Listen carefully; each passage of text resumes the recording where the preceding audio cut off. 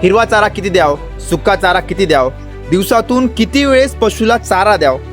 चारा जर का संतुलित आहारामध्ये तुम्ही पशुला दिसाल नेपियर, ऊस, मक्का, बाटूक, मेथी गवत, तर हिरवा चारा लगेच कापून म्हशीला देऊ नये. त्या शेतकऱ्यांनी ते बघितलं नाही आणि सुका चारा डायरेक्ट जे युरिया मिक्स झाला होता ते म्हशीला खाऊ घातला. हिरवा चारा 70% आणि उरलेला 30% कोरडा चारा. कंटिन्यू 4-4 घंट्यामध्ये जर का चारा देऊ लागल्या तर तिला रवंत करायला टाइम भेटत नाही. का तुम्ही नवीन दूधधंदा चालू केलाय आणि तुम्हाला चारा मॅनेजमेंट काहीच माहीत नाही. हिरवा चारा किती द्याव, सुका चारा किती द्याव, दिवसातून किती वेळेस पशुला चारा द्याव, दोन चाऱ्यामधलं अंतर किती आहे, दोन चाऱ्यामध्ये किती घंटे गॅप असायला पाहिजे, हे जर का माहीत नाही तर व्हिडिओला शेवटपर्यंत बघा. प्रत्येक गोष्ट चाऱ्याबद्दल तुम्हाला माहिती भेटेल. माझं नाव आहे महेश. गेले 2 वर्ष झालं मी दूधधंदात आहे.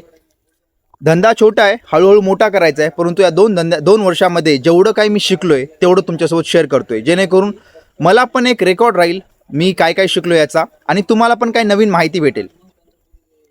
आता सर्वात अगोदर तुमच्या गोठ्यामध्ये पशु येण्याच्या अगोदर चारा मॅनेजमेंट खूप महत्त्वाचा आहे. चारा जर का संतुलित आहारामध्ये तुम्ही पशुला दिसाल तरच पशु चांगलं दूध देईल आणि तरच तुमच्या गोठ्याची वाढ होईल. आता पहिला टॉपिक आहे हिरवा चारा. हिरवा चारामध्ये खूप प्रकार आहेत, जसं की नेपियर, ऊस, मक्का, बाटूक, मेथी गवत. आता मी जे सांगितलोय ते सगळ्या शेतकऱ्याला पॉसिबल आहे का, तर मुळीच नाही. त्या सगळ्यापैकी सर्वात 2 महत्त्वाचे तुम्ही रेग्युलर ठेवू शकता, ते म्हणलं तर नेपियर. 12 महिने अवेलेबल असणारा नेपियर. आता नेपियर कसं घ्यायचं याच्यावर एक व्हिडिओ केलेला आहे, तो या चॅनलवर आहे, जर का बघायचं असेल बघून घ्या. दुसरा आहे तो मक्का. नेपियर आणि मक्का हे तुम्ही घेऊ शकता हिरव्या चाऱ्यामध्ये. आता मी एक ऐकलं आहे, तुम्ही पण ऐकलं असेल, की हिरवा चारा म्हशीला देऊ नाही. हे कितपत खरं आहे, तर हिरवा चारा लगेच कापून म्हशीला देऊ नाही. तुम्ही जे बाटूक असेल, नेपियर असेल जे कापताय 1 ते 2 दिवसापूर्वीचा असावा. याचा अर्थ काय, तुम्ही चारा कापल्यानंतर त्याच्यामधलं जे मॉइश्चर आहे ते मॉइश्चर कमी असायला पाहिजे. 1 ते 2 दिवस त्याला वाळू द्या. वाळल्यानंतर म्हशीला किंवा आपल्या गाईला द्या. याचं कारण काय, त्या नेपियरमधलं जेवढं प्रमाण कमी होईल मॉइश्चरचं, जेवढं ड्राय होईल, जेवढं कोरडं होईल, तेवढं म्हशीला आणि गाईला पचनक्रियाला सोपं होईल, डायजेस्ट करण्यासाठी सोपं जाईल. यासाठी तुम्ही डायरेक्ट नेपियर कट केलं आणि लगेच गाईला दिलं तर तुम्हाला डायजेस्ट करायला अवघड जाईल. तुम्हाला म्हणतोय म्हशीला डायजेस्ट करायला अवघड जाईल.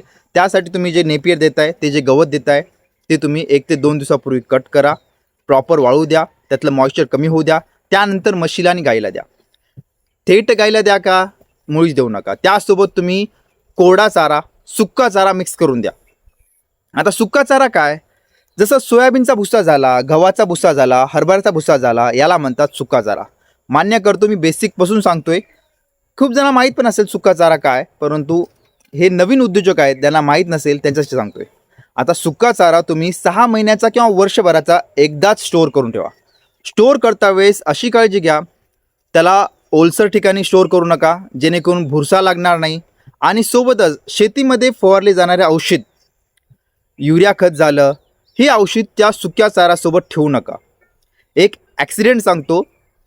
एका शेतकऱ्यानं सुका चारा स्टोअर केला पूर्ण 6 महिन्याचा.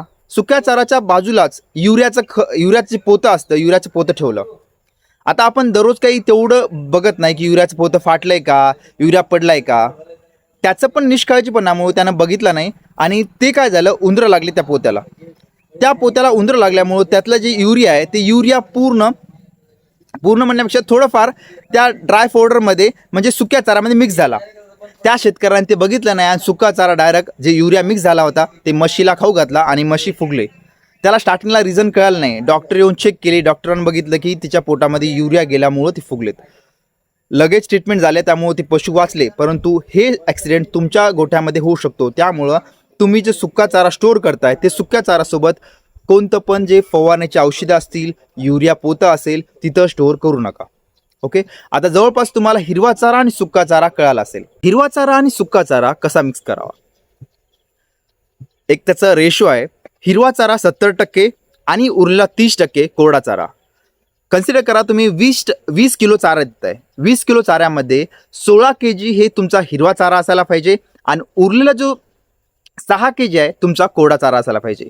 त्या चाऱ्यासोबत तुमचं खुराक, कोणतं खुराक मिक्स करायचा, किती पर्सेंट खुराक द्यायचं, गाभण म्हशीला किती द्यायचं, जे विणार आहेत त्या म्हशीला किती द्यायचं, हा जो कन्सेप्ट आहे खूप डिटेलमध्ये आहे, तो आपण पुढच्या व्हिडिओमध्ये डिस्कस करू. या व्हिडिओमध्ये तुम्हाला माहिती भेटली असेल तर चॅनलला सबस्क्राईब करा. बोलता वेळेस काही शब्द चुकले असतील मान्य करतो, कारण कॅमेरा फेस करणं तेवढं मला येत नाही. मनामध्ये खूप विचार असतात, पण एक्सप्रेस करताना काही चुका झाल्या असतील, हळूहळू इम्प्रूव्ह करतो आणि भेटूया पुढच्या व्हिडिओमध्ये. आता आठवलं, चारा देता वेळेस दिवसातून किती वेळेस चारा द्यायला पाहिजे. चारा देता वेळेस दिवसातून 2 वेळेस चारा द्यायला पाहिजे आणि दोन्ही चाऱ्यामध्ये कमीत कमी 10 घंट्याचं अंतर असायला पाहिजे. म्हणजे सकाळी 7ला चारा दिला तर सायंकाळी 6 ते 7च्या दरम्यान द्यायला पाहिजे. म्हणजे एक 12 घंटा, 10 ते 12 घंट्याचं अंतर असायला पाहिजे. कशासाठी? प्रॉपर जर का रवंत केलं, म्हशीनं रवंत केलं, तिनं रेस्ट केली, तेवढं जास्त तिनं दूध देऊ शकते. जर का तुम्ही कंटिन्यू 4-4 घंट्यामध्ये जर का चारा देऊ लागल्या तर तिला रवंत करायला टाईम भेटत नाही, रेस्ट करायला टाईम भेटत नाही, त्यामुळे तिनं दूध देणार नाही. एक कन्सेप्ट लक्षात घ्या, जेवढे म्हैस चारा खाणं तर गरजेचं आहे, पण त्यापेक्षाही रवंत करणं खूप गरजेचं आहे. रवंत करून प्रॉपर डायजेस्ट आणि तिनं रेस्ट केला तर तिनं जास्तीत जास्त दूध देईल. तर होप हे व्हिडिओ तुमच्यासाठी इन्फॉर्मेटिव्ह असेल. काही चुका झाल्या असेल, काही इम्प्रूव्हमेंट असेल तर कमेंट सेक्शन आहे तुमचं, त्याच्यामध्ये तुम्ही सल्ला देऊ शकता.